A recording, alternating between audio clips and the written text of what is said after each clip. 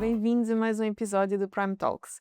Hoje vamos falar de um tema que é super atual e super importante, que é o financiamento bancário na aquisição de imóveis, seja para habitação própria, seja para investimento. Para o efeito, temos aqui connosco hoje um especialista que acompanha clientes nacionais e internacionais, que é o Adriano Capella, que é financiador, mediador de financiamento bancário. Exatamente, sim, sim. Ok. Adriano, fala-nos um bocadinho sobre ti. Então, temos, antes de mais, muito obrigado pelo convite. Estou aqui com muito gosto. Temos várias formas de chamar, as pessoas costumam dizer intermediário de crédito, Ok? os estrangeiros mortgage broker, pronto, temos Ok? muitas Várias formas, expressões. várias expressões, exatamente. Eu sou o Adrien, sou francês, nasci e cresci na França. O meu pai é português, Ok. pronto, por isso eu falo um pouco com sotaque. Às vezes Bastante açoriano, bem, com pensam que eu sucesso. sou açoriano. A minha mãe é francesa e eu vivi em vários países do mundo. Vivi no Equador, na Costa Rica, no Canadá e eu vim viver a Portugal há 6 anos. Ok. E porquê Porque Portugal? mais sol, comida Ok. boa, praia, Melhor qualidade de vida. melhor qualidade de vida em comparação a Paris, de onde eu sou, originário, e também muitas oportunidades profissionais.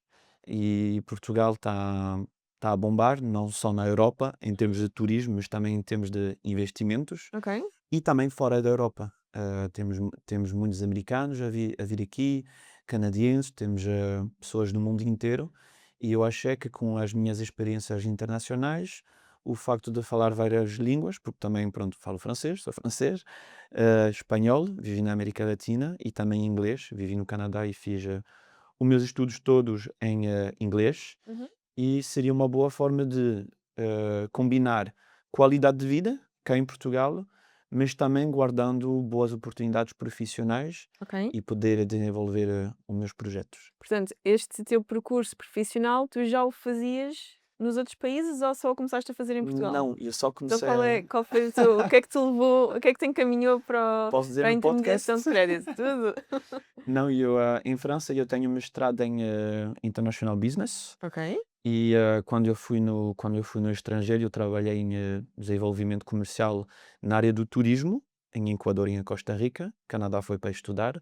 E quando acabei o meu mestrado, fiquei em França, trabalhei na Renault, eu fiz um graduate program. Não sei se é algo que existe em Portugal, mas é como Uma para muito, pós-graduação. é um pós-graduação onde as grandes empresas investem nos jovens graduados. Ok. Existe em português? Como Licenciados? palavra? Sim. Licenciados, ok. Há certas palavras que eu vou fugir um pouco. Não tem mal. Obrigado por me ajudar. E com o objetivo de subir e ficar como responsável regional muito rápido. Por exemplo, eu tinha, com 25 anos, 11 pessoas a trabalhar por mim na Renault, e eu tinha uma zona geográfica que era quase um terço da zona de Paris, que é uma zona muito grande. Ok. Só que não gostava muito, não me chamava muita atenção. E o que eu fiz, eu vim a Portugal e abri um restaurante francês em Alvalade. Ah, uau! Por isso, não tem nada a ver com o meu ramo. Não fazia isso em França, mas sempre gostei muito de números. E tenho um amigo meu que tinha uma empresa francesa e veio viver a Portugal e abriu uma empresa de intermediação de crédito Uhum. em Portugal Ok. para estrangeiros. E várias vezes ele disse-me: Adriano, vem trabalhar connosco, vem trabalhar connosco. Tu tens o mindset de ser empreendedor, falas várias línguas, tens uma boa conexão com as pessoas. Isso pode ser para ti, isso pode ser para ti. Só que eu não queria misturar amizade e trabalho, porque Uhum. foi o que eu fiz no meu restaurante. E mesmo se o restaurante funcionava muito bem, ficámos no primeiro lugar do ranking TripAdvisor durante um ano. Uau, Então, parabéns. muito obrigado. O problema é que misturámos amizades, família, porque eu era sócio de 2 irmãos, Ok. e trabalho, Depois ficou e mais confuso. ficou muito confuso e correu mal. E então, infelizmente, vendi as minhas partes do restaurante e estava à procura de um novo desafio, e esse amigo estava sempre a dizer, a insistir, insistir, e eu pensei: olha, eu gosto de Se calhar é finança, isto. é um ramo com muitas oportunidades, eu gosto de ajudar as pessoas, e o que eu gosto aqui em Portugal, a diferença da França, é que os intermediários de créditos são comissionados pelos bancos. Uhum. Então, Exatamente. esse processo é, entre aspas, grátis para os clientes. Uhum. Nós estamos a ajudar clientes a concretizar os sonhos grátis. Portanto, aqui está a primeira mais-valia do teu Sim, trabalho, que é, no exato. fundo, tu consegues prestar um serviço a um cliente que é o banco que paga, portanto, para o cliente não é um acréscimo, não é um ónus, digamos assim, e vai trazer vantagens ao cliente. Exatamente. Ok, já lá vamos às Então vantagens. exato, vamos Já chegar às lá vamos às vantagens. vantagens. E pronto, e tudo isso junto, eu pensei, é algo que eu gosto de ajudar as pessoas, eu gosto do contacto com as pessoas, é por isso que eu tinha abrido o restaurante e deixei completamente o que eu tinha feito durante os meus estudos, e eu pensei, seria a boa forma de juntar tudo o que eu gosto, sempre gostei do ramo imobiliário, sempre gostei de finanças, a ajudar as pessoas, várias línguas todos os dias, eu falo as 4 línguas todos os dias. Exato. Então pronto, vamos tentar. E há 4 anos tentei essa aventura, gostei. O nosso diretor comercial, na altura, nessa empresa, criou a empresa dele e ele disse-me, foi ele que me formou. E ele disse: Adriano, eu gosto de trabalhar contigo, queres vir comigo nessa nova aventura? E eu disse: Ok, vamos. E eu, há 1 ano e meio, entrei na Zephyr Mortgage, Ok. criada e fundada pelo Elder e o sócio Felipe, e estou lá a ajudar clientes com os projetos aqui em Portugal. Com sucesso. Com sucesso. Ok, muito bem. Então agora vamos entrar assim numa parte mais técnica e perceber o que é que um intermediador de crédito faz. Portanto, imagina, eu quero comprar casa, vou ter contigo, o que é que acontece? Então, há várias formas de fazer como é que nós na Zephyr fazemos. A maioria dos nossos clientes são internacionais. Temos também 2 pessoas na empresa que só tratam de clientes lusófonos, Ok? inclusive clientes, Nacionais, óbvio, locais. nacionais. Clientes internacionais precisam de acompanhamento que, como é que eu posso explicar? Demora mais tempo. O intermediário normal, o que é que faz? Vai avaliar o processo, envia em vários bancos, tem pré-aprovações, amostra ao cliente, o cliente está ok com isso, e ele apresenta ao banco, abrem a conta e acabou. Ok? Isso é o trabalho mínimo e básico de um intermediário de crédito que é em Portugal.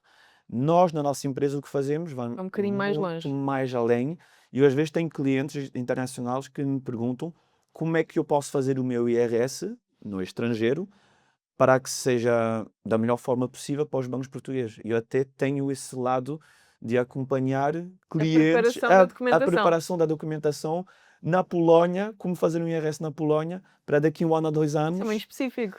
muito. Então é por isso que, enquanto intermediário português que trata de processos nacionais pode tratar de 3 ou 4 clientes, nós só tratamos um. Ao mesmo tempo, são processos que são maiores, porque geralmente os clientes internacionais têm um budget Maior. maior e então a comissão compensa quase O tempo tratar que 3 é despendido. processos. Exatamente.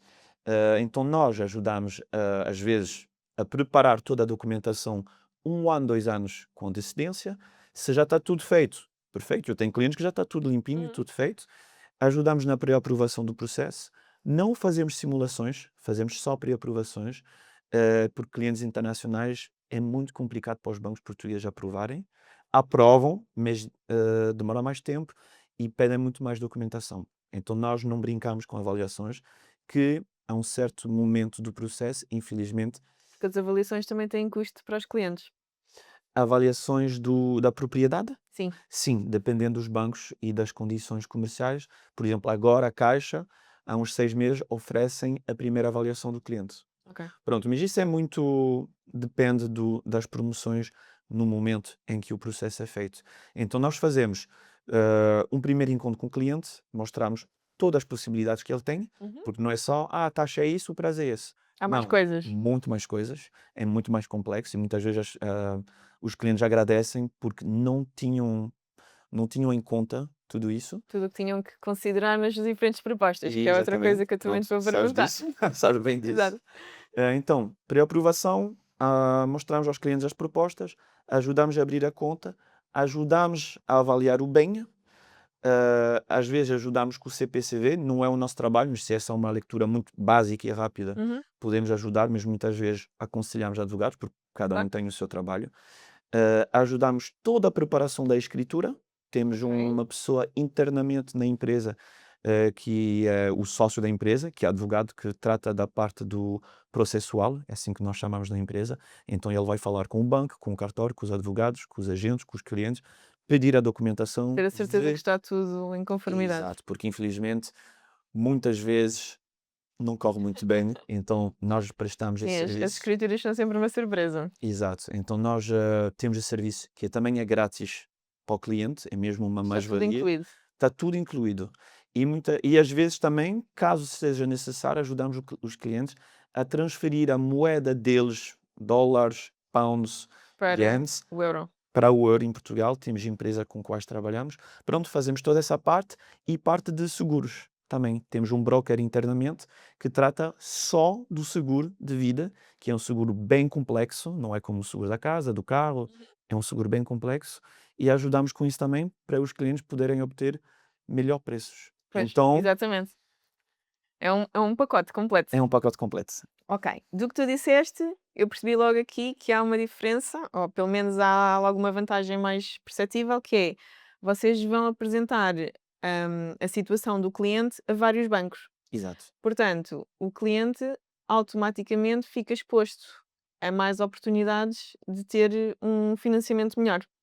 Exato, sim. Questão que se coloca, e que há muita gente que pergunta: mas vocês conseguem condições melhores do que ir lá a pessoa individualmente bater ao banco? À porta do banco? Geralmente sim, porque, por exemplo, uma pessoa que vai fazer um empréstimo, por exemplo, não sei, vai fazer talvez um projeto, um bom cliente, cada 2, 3 anos. Uhum. Nós fazemos por banco 20 ou 30 milhões de euros de financiamento por ano. E portanto, nessa perspectiva, o banco tem interesse em oferecer aos vossos clientes umas condições melhores. Exato.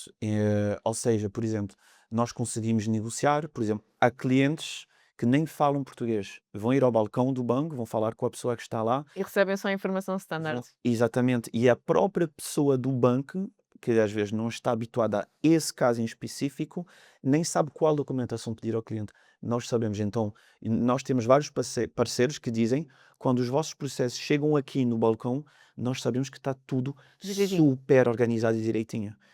Eu posso passar um dia inteiro ou 2 dias a montar um processo e a apresentar ao banco. Em vez de, eu já vi e-mails de outros intermediários onde o e-mail tem 5 linhas, é isso, acabou, passaporte, NIF, 3 recibos de vencimento. Não, o nosso e-mail eu vou explicar onde é que vão os rendimentos, qual conta bancária, se tem encargos, se tem rendimentos prediais, dividendo, quais investimentos, tudo, tudo, tudo. Envio toda a documentação, está toda posta em folders, Drives. drives, etc. Ou seja, quando chega no banco, basicamente a pessoa no balcão só tem que enviar ao departamento de risco. Às vezes nem precisa ler porque já está Tudo tudo organizado. feito. Então um cliente que vai ao banco vai enviar, não sei, talvez 15, 20, 30 e-mails ao banco, nós mandamos um. E enquanto o cliente é o primeiro contacto, ou talvez o segundo com o banco, nós temos contactos diários com os bancos. Então às vezes o banco vai dizer ao cliente, se vocês quiserem um seguro de vida fora do banco, a taxa vai ter uma Um pena agravamento. um agravamento de 0,25%. Mas se É calhar o muito. seguro que vocês conseguem compensa. Exatamente. E nós o que nós dizemos ao banco é: olha, nós somos um parceiro que envia muitos clientes, por favor, mete o seguro de vida fora do banco sem agravamento. Então o cliente não tem o agravamento e tem o seguro fora. São nessas Win-win. coisinhas. Como? Win-win. Win-win. E são nesses aspectos que nós podemos ajudar. Eu tenho clientes que me ligam para mim: olha, estou há 2 semanas sem a resposta do banco. Ok. E eu ligo ao banco, então pronto, senhor tal, esse cliente está-me a dizer que não tem resposta. Desculpa, Adriano, eu respondo já agora. Nos 10 minutos tenho uma resposta. Não é que eu sou um mágico, não. É que Eles têm interesse em tratar bem os vossos quando se faz clientes por 20 ou causa do 30 milhões volume. por ano, e eles Exatamente. têm os próprios balcões e as próprias agências, os diretores e tal, têm objetivos. Claro, Se eu deixo de enviar, não sei, 20 milhões no balcão para enviar no outro, faz muita faz diferença para eles. diferença. No Banco Inter, no ano passado, fizemos 50 milhões, por exemplo. Falando em bancos, por norma, a quantos bancos é que vocês enviam o processo de um cliente? Depende. Por norma, tentamos fazer sempre no mínimo 2 ou 3. Hum. Só que às vezes tem processos que já sabemos não vão passar em nenhum banco e podem, por exemplo, passar só num. Exemplo, em Portugal nós podemos fazer empréstimo até os 65 anos, Uhum. mas, por exemplo, a Caixa, o Novo Banco e o ICI aceitam, em certos casos, ir até 80 anos. Eu tenho clientes que ligam para mim que têm 67. E então aí já estamos numa. Só posso enviar para aqueles bancos. Não Exato. posso enviar para o, não sei, BPI, Santander, CTT, Caixa. Não, eu dei o exemplo da Caixa, está errado. A Caixa, por exemplo, aceita 80, Novo Banco também, em certas condições. Ok. Então eu já sei onde dirigir os clientes. Tenho bancos que recusam rendimentos com dividendos. Então, se um cliente. Portanto, o tipo de rendimento que o cliente está a apresentar e daí a importância da preparação 1 ou 2 anos antes pode ser relevante. Exatamente, sim. Que nós temos clientes, por exemplo, um cliente estrangeiro nos Estados Unidos paga-se com dividendos através da empresa, mas mudou-se a Portugal há 6 meses, abriu atividade em recibos verdes e agora paga-se com recibos verdes. Para o banco é muito difícil de entender, porque dividendos é um rendimento que é arriscado, recibos verdes é considerado como freelancing, também é Exatamente. arriscado. Então temos uma forma de preparar o cliente. Olha, você tem esse projeto de compra, por enquanto não abre atividade em recibos verdes, ok? Continua a pagar-se com dividendos. Dividendos, no mínimo, são 2 anos de Há toda histórico. uma estratégia que tem que ser, ok, para facilitar a Exatamente, aprovação. Ok. exatamente. Então, antes de entrarmos na documentação e nessas especificidades, Sim. hum, qual é que é a tua perspectiva sobre o mercado de crédito bancário neste momento? Os bancos estão flexíveis? Estão a ficar menos flexíveis? Há aqui alguma retração por parte da banca? Sim ou não? Depende do tipo de cliente? Então, eu faço isso agora há 4 anos e eu vejo que os bancos estão menos flexíveis. Ok. Mas é muitas vezes o que eu digo aos meus clientes. Novamente, eu vou falar de clientes internacionais. Eu, enquanto francês, com nacionalidade francesa, mas todos os meus rendimentos IRS em Portugal, não posso ter um empréstimo em França. Os bancos recusam. Portugal é um dos únicos países da Europa que aceite dar, ou seja, emprestar dinheiro a estrangeiros que não têm nenhum histórico em Portugal, nem nacionalidade portuguesa. Exatamente. É excelente, mas chega a um certo ponto, é normal que os bancos sejam pouco flexíveis, porque eles não têm nenhum histórico Mais de cliente. criteriosos. Exato. Então eu percebo essa parte. Estão a ficar um pouco menos flexíveis, mas o mercado ainda é muito bom e ainda dá para financiar clientes estrangeiros sem nenhum problema. Nós fazemos no dia a dia, é só que vão pedir mais Mais documentação. documentação, mais histórico, mais justificativos, etc, etc. Ok. E relativamente às taxas de juros, vês aqui que está a haver um agravamento? O que é que recomendas neste momento? Flexíveis, fixas? Então, pós-Covid tivemos taxas negativas e se forem ver os 20 ou 30 últimos anos é algo que nunca aconteceu. Então muitas pessoas dizem, vai baixar, vai baixar. Não tenho uma, não sei como é que dizem em português, Bola de uma cristal. bola de cristal. Não sei se vai baixar, mas historicamente taxas 7, 8, 10% eram taxas Normais. normais. Mesmo se parece, Portanto, ainda há aqui muita margem de progressão. ainda há muita margem. Então, pós-Covid, eles tinham que meter dinheiro na economia para a economia ah, Desenvolver? desenvolver de novo. Para meter dinheiro na economia, precisamos de taxas baixas. Muito dinheiro entrou, criou a inflação, aumentaram as taxas. Voltaram a baixar um bocadinho no ano passado, chegámos com certas taxas em certos bancos 2,5, 2,8, full fixa 2,7, Que é chegámos ótimo. é ótimo, e voltaram a subir um pouco. Ah, uma solução que eu acho boa, mas depende de cada pessoa, em Portugal temos taxa variável, taxa fixa, completa, e taxa mixta.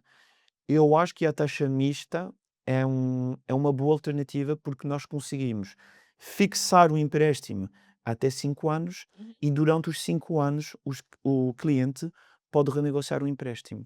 Ok. Então são taxas mais baixas que a taxa fixa, conseguimos ter 2,7, 2,9, 3, 4, 5 anos fixos, com o objetivo durante esse prazo que as taxas baixem e o cliente renegocia o empréstimo. E Tem um beneficia dessa alteração.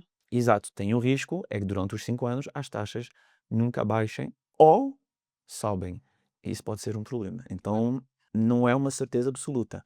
É uma alternativa, mas É um bom compromisso para um perfil conservador, moderado. exatamente. Porque um cliente que não quer uma taxa 3,5 ou 4, quer uma taxa mais baixa, é um bom compromisso. Mas tem uma parte de risco, nessa taxa. Ok. Portanto, já abordámos aqui, um bocadinho ao de leve a diferença entre o financiamento a um residente e a um não residente, ambos possíveis, os bancos continuam a financiar, mas para um não residente a documentação vai ser um bocadinho mais exigente. Hum, Ao nível dos critérios, por exemplo, nacionalidade, país de residência, isto são questões que são relevantes para o compliance dos bancos. Sim, muito, muito. Por exemplo, eu tinha um engariador que era turco e eu tinha muitos clientes da Turquia e é importante porque clientes turcos precisam de compliance mais puxado, Só para abrir uma conta pode demorar 1 mês ou 2 meses, podem pedir, fazer muitas perguntas, e também é uma questão de a economia do país, a moeda do país e o estatuto, por exemplo, infelizmente agora, pela condição geopolítica Geopolítica. mundial, vemos que é muito difícil financiar clientes israelitas, ucranianos, russos, libaneses. Temos muitas dificuldades, muitos bancos não querem. E tem a questão, como eu disse, também da moeda. Por exemplo, a lira turca, há 5 anos era 1 euro, 6 liras, agora é 1 euro, mais de 40 liras. Então, um Imenso. cliente que recebia 2.000 euros por mês há 5 anos em lira turca, esses 2.000 euros agora Não valem quase nada. derreteram e talvez valem 400 euros. E para o banco é um risco porque o empréstimo vai ser 20, 25, 30 anos. Então, hoje o cliente pode pagar o empréstimo, mas se a moeda continuar a ser Desvalorizada. desvalorizada, ele a um certo ponto já não vai poder.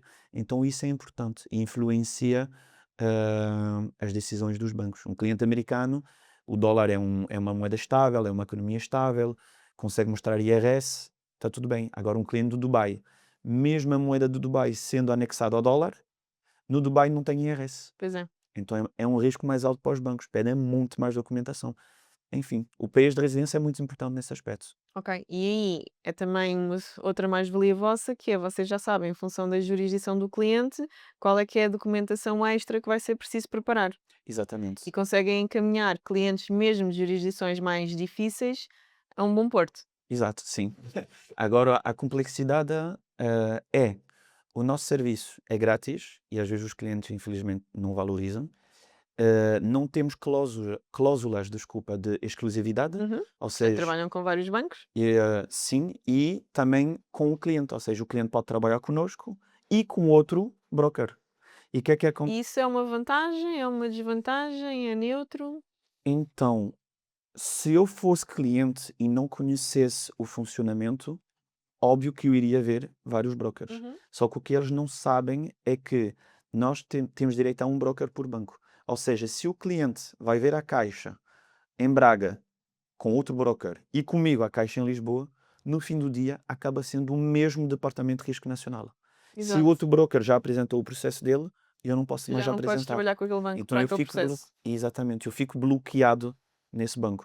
Ou se não, o cliente tem que fazer uma carta, um e-mail oficial a pedir para mudar de broker, só que muitas vezes não quer. E o que é que acontece? Muitos brokers, há certos casos específicos que não sabem tratar. Então, Porque não metendo. têm experiência, Exato, nomeadamente com clientes internacionais. exato. E o que acontece é, vão pedir 10 documentos ao cliente, eu talvez vou pedir 40 ou 50, o cliente quer ir para o mais fácil, mais rápido possível, eu percebo, vai com o outro broker envia na caixa, fica bloqueado na caixa. E eu, quando chego lá com os documentos, já não posso Já não consegues apresentar. fazer nada. Exatamente. E muitas vezes os outros brokers, para não perderem tempo, vão dar uma simulação ao cliente. Só que clientes internacionais é muito arriscado dar uma simulação. Cliente nacional não há problema, porque paga a segurança social aqui, tem IRS aqui. Muitas vezes, 99% dos casos, a simulação bate com a pré-aprovação. Tudo bem. Agora, clientes internacionais, não. E então é uma desvantagem para o cliente sem ele se aperceber, Uhum. e eu não diria que é uma vantagem, mas eu percebo o lado dele não ir diretamente com o agente imobiliário, um broker, Exatamente. etc. Mas então, o que é que tu sugeririas a um cliente que neste momento está numa situação em que está a pensar comprar um imóvel? Também já vamos aqui aos timings de em que momento é que eu devo contactar um mediador de crédito, mas então, como é que eu escolho esse mediador de crédito, esse intermediário? Quais são os critérios ou, os índices ou onde é que eu posso, não sei, há listas? Há referências, há feedbacks? Como é que eu posso saber se estou a trabalhar com uma pessoa que tem experiência, que não tem experiência, que tem bons resultados, que não tem bons resultados?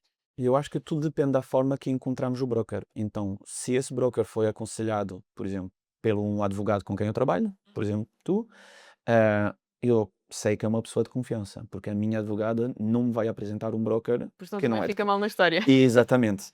Então, quando é uma pessoa que a aconselha, seja um profissional ou seja um amigo, por exemplo, se um broker tratou de um amigo meu, correu tudo bem, esse amigo vai me dizer, olha, podes trabalhar com ele, eu acredito, Se correr tudo bem para ele, Exatamente. não há razão que não corre Para não correr comigo. para não correr comigo. Isso é a primeira forma de escolha. Segunda forma de escolha, muitas pessoas vão no Google, começam a marcar broker, Portugal, vamos ver quem sai na lista. Feedbacks, podemos ir na Trustpilot, podemos ir no Google, há muitas pessoas a meterem comentários. No LinkedIn. Eu, se fosse cliente eu sempre penso, ok, se eu fosse o cliente, porque muitas vezes as coisas parecem lógicas para nós, porque é o nosso trabalho. Só Exato. que esquecemos que há certas pessoas Que não sabem nada, não têm o nada, nem contexto. falam português, nem conhecem o país, nem não têm o contexto.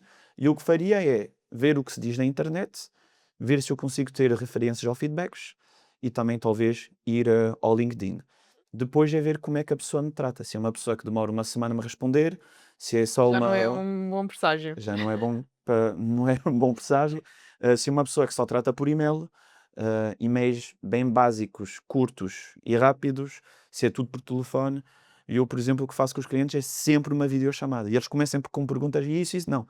Fazemos a videochamada, é 30 minutos, eu vou responder a tudo, ok? E eu vou mostrar as simulações, as alternativas, as taxas, os seguros, vou mostrar tudo.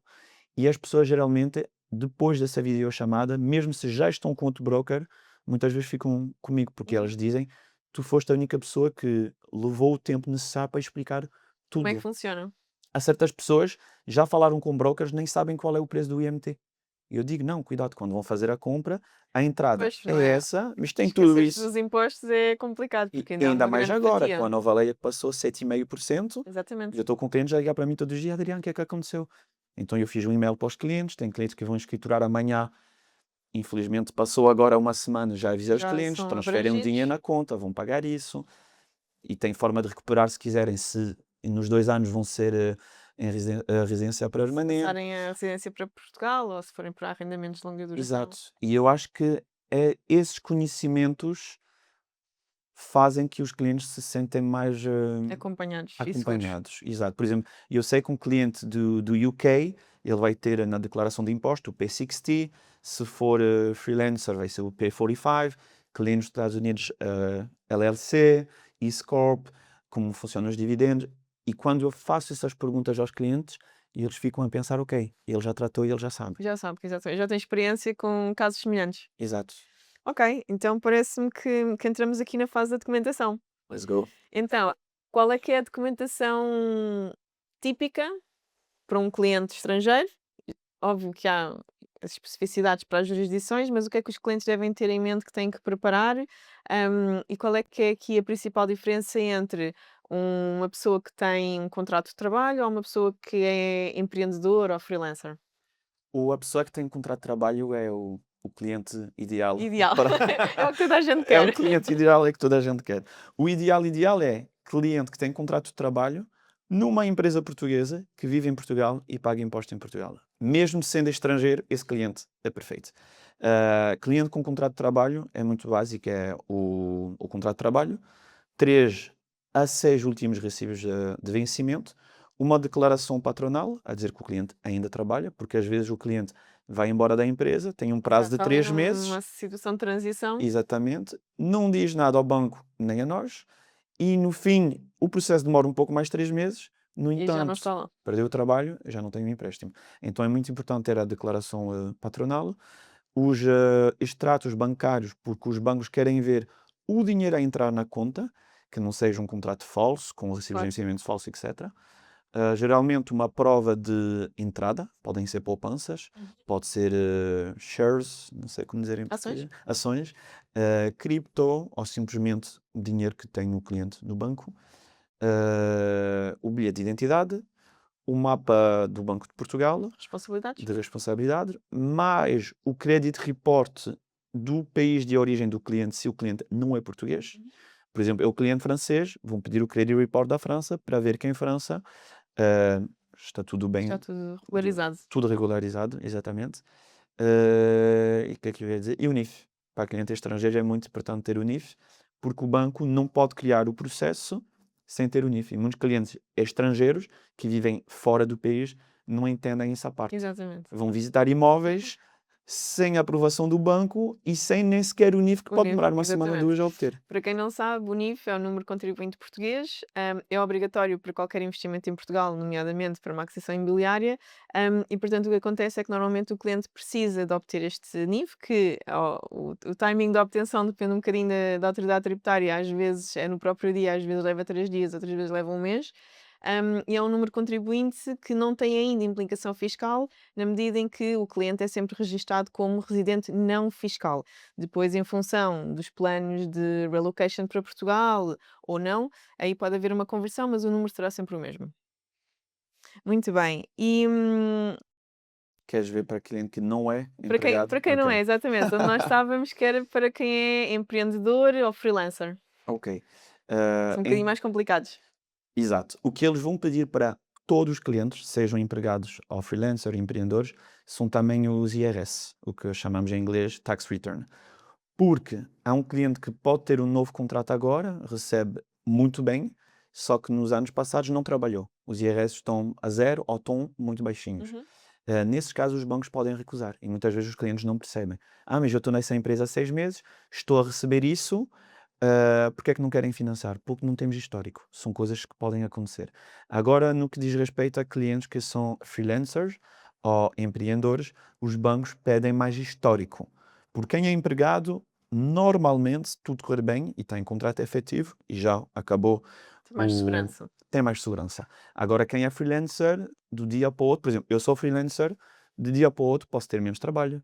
A empresa que eu estou faturando pode dizer: Olha, Adriano, pronto, estamos com menos trabalho, queremos fechar a empresa. Uhum. É um risco suplementar adicional para o banco. E quem é empreendedor é o mesmo, recebe dinheiro da empresa, mas infelizmente pode haver um novo Covid ou certas razões geopolíticas e o cliente pode ter de fechar a empresa, ter rendimentos mais baixos. E nesses casos, como é que se dá aqui a volta à preparação da documentação? Então, muitas pessoas não se pagam através das empresas para tentar pagar menos impostos, Uhum. o que eu percebo. Eu tenho um pai que tem uma empresa e eu sempre estive no meio disso. Só que chega um ponto, não podemos ter uma empresa que fatura muito, pagamos poucos impostos, temos um salário baixo e queremos um empréstimo alto. Não dá tudo. Não dá para ter tudo, infelizmente. E eu queria que desse, mas não dá. Então a preparação pode ser dizer aos clientes: olha, durante o próximo ano, tenta pagar-se, se puder, dessa forma. Não, por exemplo, eu tenho clientes, do nada, em fevereiro, 100 mil euros de dividendos. E mais nada durante o ano todo. Se puder, em vez de pagar 100 mil euros de uma vez, tenta pagar, não sei, Mais 10 progressivo? mil, mais progressivo, 10 mil por mês. Enfim, há muitas formas de fazer. A ideia é, conforme a origem do rendimento, se é uma pessoa que tem uma empresa e que tem um recibo mensal através da empresa, da própria empresa, é muito mais fácil, porque os recibos são considerados a 100% pelos bancos. Óbvio que precisa ter um histórico da empresa, da própria empresa, e ele recebendo os recibos. O mais difícil é mesmo freelancer e dividendos, ou seja, um empreendedor que recebe os dividendos da empresa. Isso geralmente pedem 2 a 3 anos de histórico que aparece no IRS, porque há a prova fiscal que Hum, foi pago, e é considerado muitas vezes a 50%. Então ok. eu tenho clientes que nunca se pagaram, têm a chamada comigo: Adriano, semana que vem eu vou-me pagar X em dividendos. Ok, está bem, mas não vai ter Não o vai empréstimo, resultar. porque esse dividendo só vai aparecer no seu IRS no ano seguinte. E mesmo assim só vamos ter um IRS. Então às vezes não funciona. Então, isto concluo que é preciso fazer em certos casos que não são tão lineares, uma preparação com bastante antecedência. Exatamente, sim. Às vezes há certos clientes que já fizeram projetos, já sabem como funciona, outros clientes que já tiverem esse hábito com as empresas, então é super fácil. É a mesma documentação, mais os documentos da empresa, se a pessoa tiver a própria empresa, certidão permanente, extratos bancários da empresa, faturamento, etc. Agora, quando é uma pessoa que não sabia e nunca fez, temos de preparar com antecedência, e eu tenho muitos clientes que me contactem 1 ou 2 anos depois para fazer os Para projetos. avançarem. Exato. Ok. Ao nível da documentação, nomeadamente de clientes estrangeiros, é preciso traduzir, é preciso certificar? Como é que funcionam? Quais Em- são os formalismos? É preciso traduzir geralmente ou em inglês ou em português, não tem que ser uma tradução certificada ou apostilhada. Eu tenho muitos clientes, por exemplo, eu dei o exemplo dos clientes polacos, mas eu tenho clientes de outros países, muitos da Holanda, da Alemanha, vão traduzindo online, Uhum. enviamos ao banco e o banco pode depois, às vezes, certos documentos como o contrato de casamento, por exemplo, pedir que seja traduzido, certificado, apostilhado. Ok. Muitas vezes acontece só para o contrato de casamento. Os outros documentos, recibos de vencimento, extratos bancários, IRS, desde que temos o original e o documento traduzido online, na internet, é suficiente para o banco para aprovar, Ok. geralmente. Ok. Hum, Nessa perspectiva, qual é que tu achas, ou na tua experiência, qual é que é o erro mais comum Dos clientes? de um cliente estrangeiro que quer pedir financiamento? O erro mais comum, mas eu acho que não é só do cliente estrangeiro, é É todos de os todos. clientes, exato.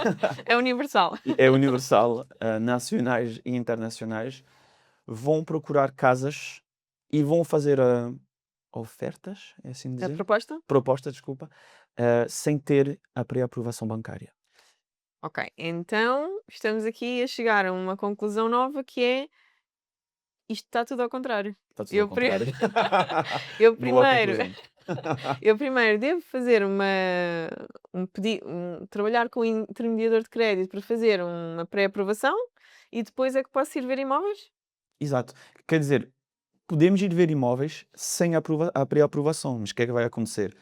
Desde o momento que nós fazemos uma proposta no imóvel, que a proposta é aceita pelos vendedores e eles querem avançar, o que é normal, talvez Claro. eles próprios tenham o Então projeto agora em deles. Portugal querem logo assinar no dia seguinte. Exatamente. E o problema é que quando uma proposta é aceita numa casa, os vendedores querem assinar o CPCV no dia anterior. É assim que nós dizemos em França. Se pudesse assinar o CPCV no dia anterior à oferta, Já estava. já estava. Só que infelizmente não é assim. Porque é que acontece? E os clientes estrangeiros muitas vezes não sabem disso. Quando se assina um CPCV, muitas vezes temos de dar uma entrada, que é geralmente por volta dos 10%, e em Portugal não é comum meter uma cláusula resolutiva no CPCV. Em É uma função coisa que é muito do comum em financiamento. França. Uhum. Em França eu posso assinar o CPCV sem cláusula no CPCV, se eu posso mostrar que o banco recusou o empréstimo, eles devolvem o dinheiro para mim. Em Portugal não. E o que é que acontece? É que os clientes, ou seja, os vendedores metem pressão nos compradores Para assinar, para assinar, assinar, assinar. muitas vezes nem são os vendedores, são os agentes imobiliários que querem receber a comissão. Os compradores ficam com muito medo, porque não querem perder o projeto. É o projeto de uma vida, é muito dinheiro, tem família, tem os filhos. E eu entendo, quando é clientes estrangeiros, ainda pior, não entendem português, não vivem cá. Exato. Se for do outro lado do oceano, clientes brasileiros, mexicanos, americanos, temos a diferença de horário. Logo aí Isso. vai naturalmente atrasar só por si e então fica logo tudo em stress. Exato. E o que eu digo aos clientes é: vocês talvez vão encontrar uma casa, vão fazer uma proposta que é aceite, vão querer assinar o CPCV. Primeira opção, não tenho financiamento do banco. Como é que fazem? Perdem o dinheiro. Aconteceu aos meus pais, é por isso que eu estou a dizer isso. Aconteceu aos meus pais há 6 anos, não era intermediário, infelizmente na altura, os meus pais quase perderam o sinal todo. Tiveram de fazer empréstimos em França, tiveram de pedir dinheiro à família. Ok? Foi muito complicado, é muito stress, não é só pelo dinheiro, é todo. Toda envolvente. Exatamente.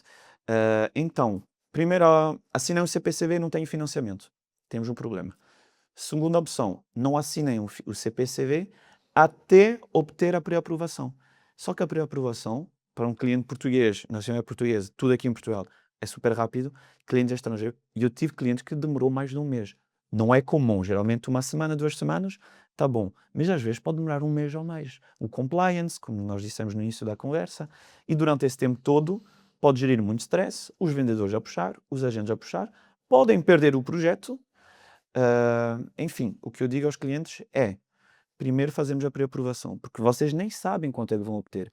Talvez fizeram os Depois, cálculos com online. a pré-aprovação, sabem qual é o orçamento que têm, juntamente com o capital próprio, já podem saber qual é o segmento de imóveis que podem ir ver. Exatamente.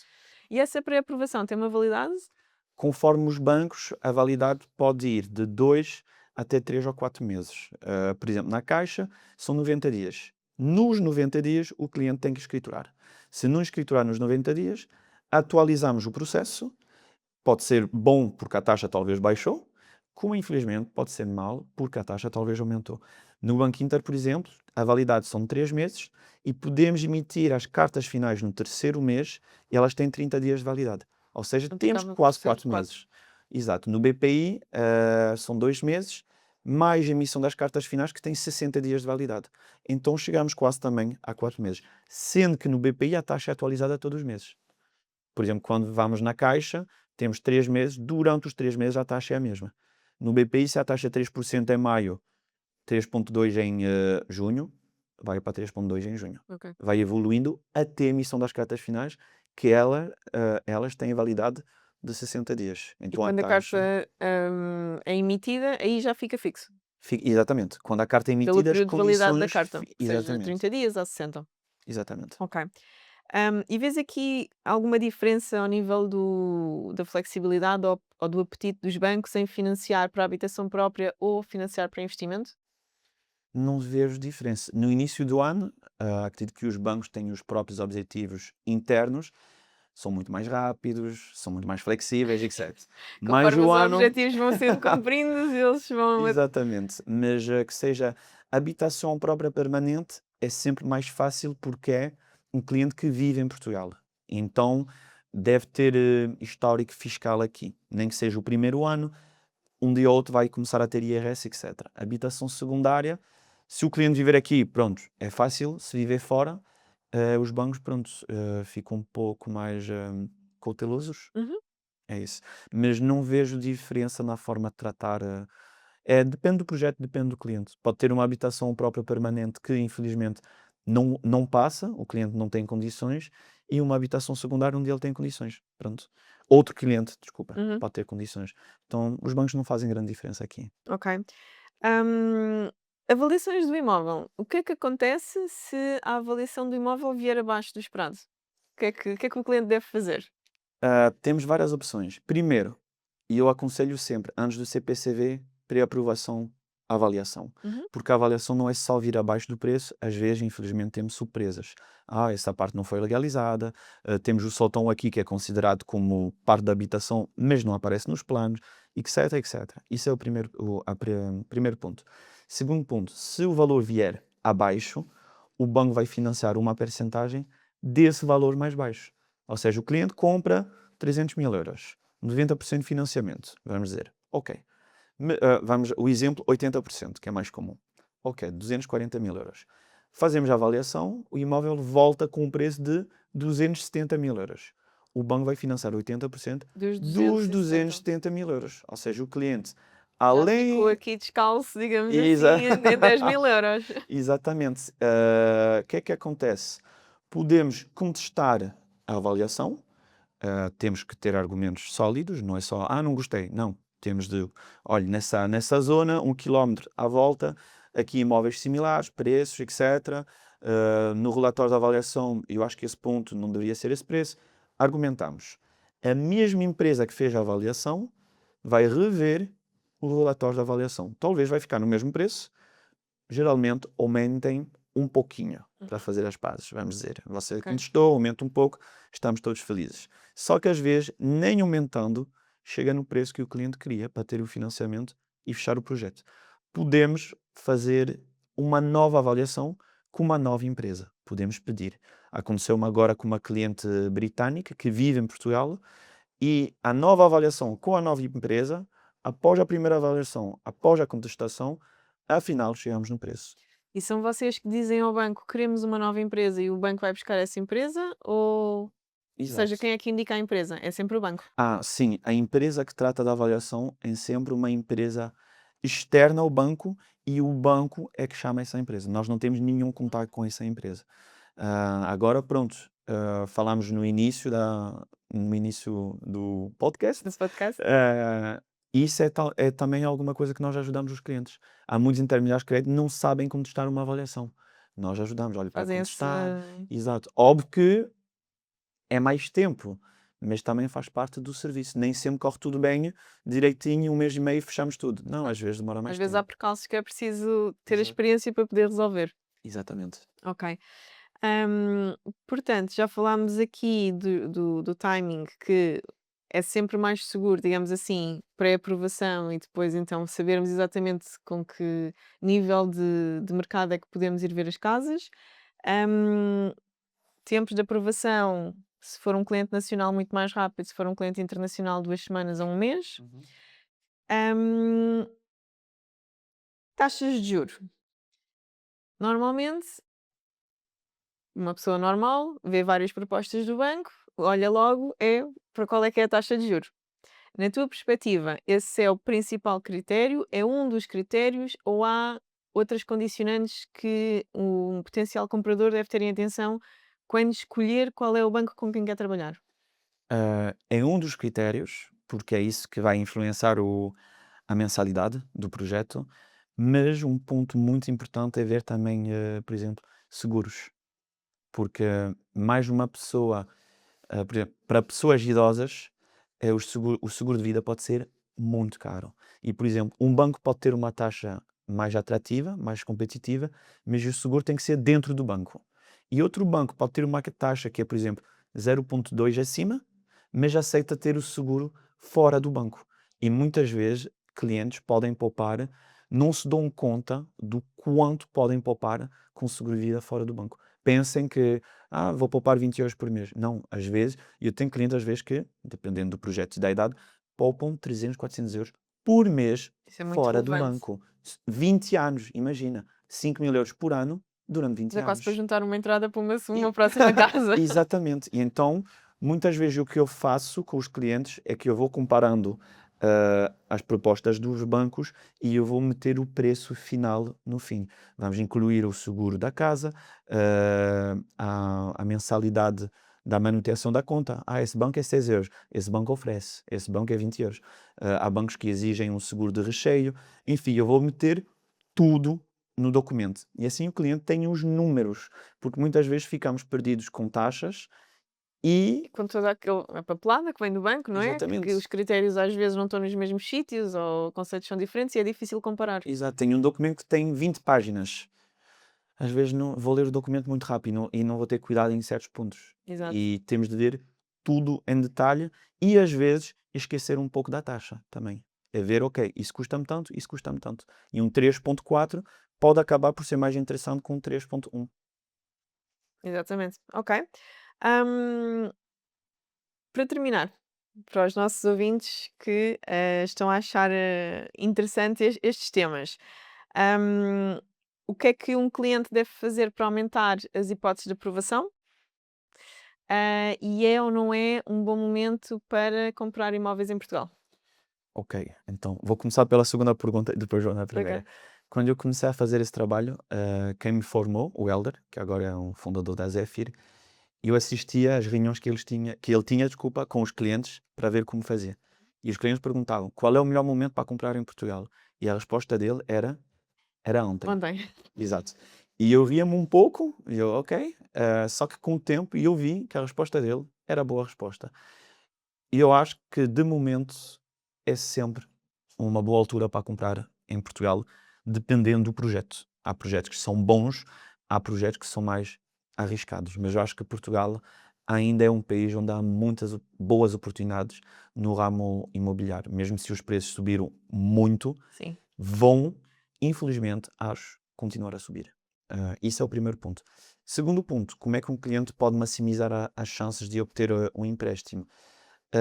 É ter a situação mais compreensível possível. Eu tenho, por exemplo, clientes que têm um emprego, mês X, recebe o salário nessa conta bancária. No mês seguinte, já quis me transferir para outra conta bancária. E no mês seguinte, eu enviei 1.500 € para a minha mãe.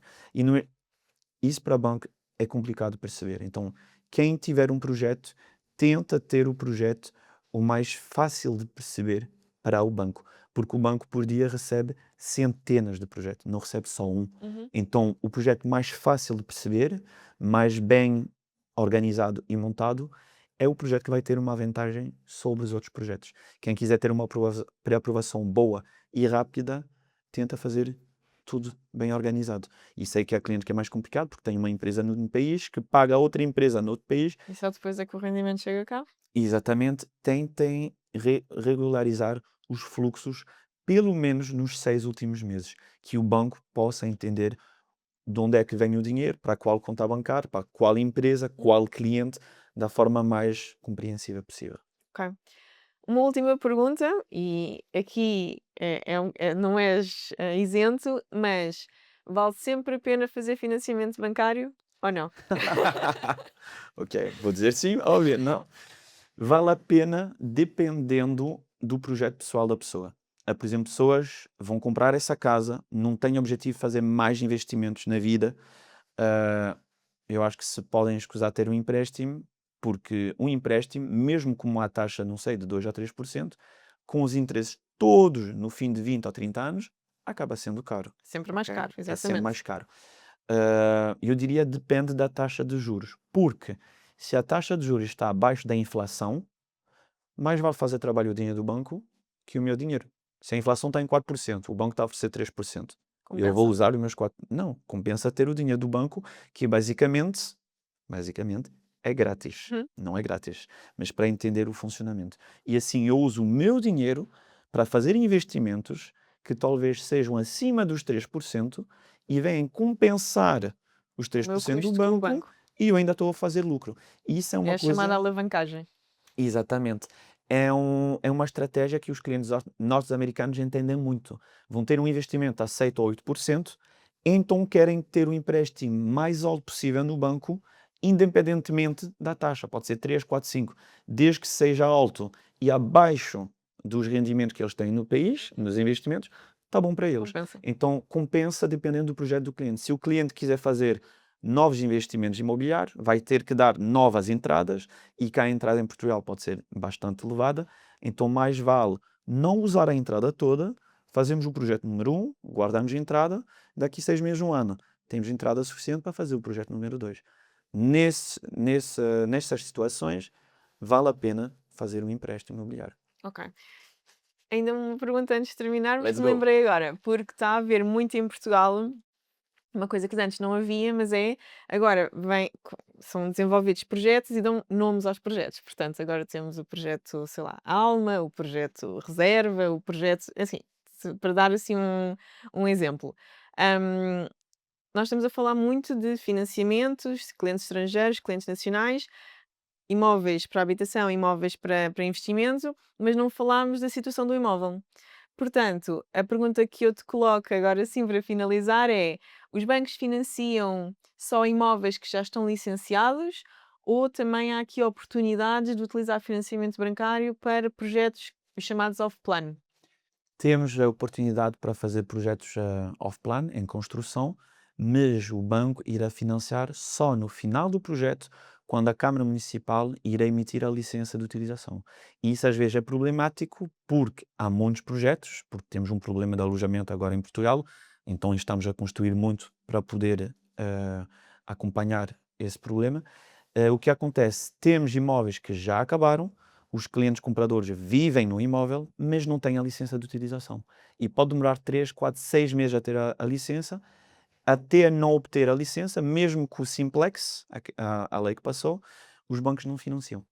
Então, com o Simplex, ou com. Então é um outro critério de escolha do banco, que é se o banco aceita fazer o empréstimo e estar presente na escritura ainda antes da emissão da licença de utilização ou não, porque nem todos aceitam. Eu até agora, talvez alguns aceitam, eu até agora não tive casos assim. Tive muitos projetos off-plan e os bancos fazem uma pré-aprovação do cliente, podem fazer uma avaliação se a construção já avançou bem, Uhum. podem fazer outra avaliação no fim da construção para verificar que os acabamentos foram feitos, etc.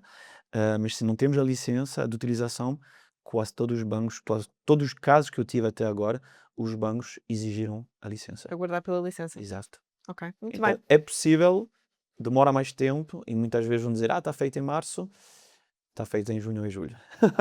E, por exemplo, o cliente pode, por exemplo, pedir outro tipo de financiamento, tendo em conta que o financiamento, para efeitos do imóvel só vai ser libertado no final com a licença.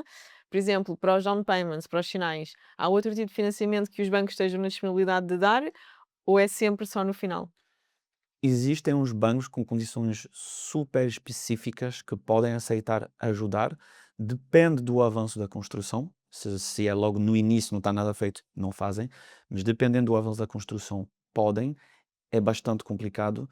Há outros bancos que só financiam o restante por pagar, ou seja, se um cliente já pagou por parcelas 10% agora, 10% em 3 meses, etc., já pagou 50%. Mesmo se foi no início pré-aprovado para 80%, há bancos que só vão libertar os O que 50% falta. restantes. Outros bancos aceitam de pagar os vendedores, a construtora, os 50% restante e dar aos clientes os 30% que eles já Já avançaram num adiantaram. projeto. E é por isso que também, dependendo do projeto, ainda mais se for um projeto de construção, de off-plan, é muito importante escolher bem o banco, porque muitos clientes já pagaram 50% ou 60%, pensando que vão recuperar o dinheiro todo, E não vão. mas conforme o banco escolhe, não. Só vai ser pago, libertado, o que devem à construtora, mas eles não vão recuperar nada do dinheiro que já avançaram. Depende do banco. Ok. Portanto, é ainda uma situação mais complexa. Oui, madame. Muito bem, Adrian, muito obrigado por teres vindo. Últimos remarks de sugestões para quem te está a ouvir, onde é que te podem encontrar, que conselho é que deixas para 2026? Uou, conselhos para 2026. Podem me encontrar podem marcar Zerfir Mortgage, seja no Instagram, seja na internet. Podem pedir o meu contacto à Sara. Certo? Eu acho que no podcast vai ter talvez o meu Sim. número ou o meu e-mail. Conselhos para 2026. Sejam felizes. Comprem casas. Ok. Não há, mesmo país estrangeiro, é um país incrível para viver. Os portugueses são pessoas incríveis, então continuem a vir. Eu sei que nem toda a gente concorda comigo, porque os estrangeiros ajudem o país com os investimentos. É um país lindo. Conselhos: façam os vossos IRS, declarem os vossos rendimentos, por favor, e tenham as contas certinhas. Não tenham uma conta A, B, C, D, X, porque é muito complicado. E voilà, acho Muito que é bem. tudo. Muito obrigado por terem estado connosco neste novo episódio. Os próximos sairão em breve. Sigam-nos nas redes e até já.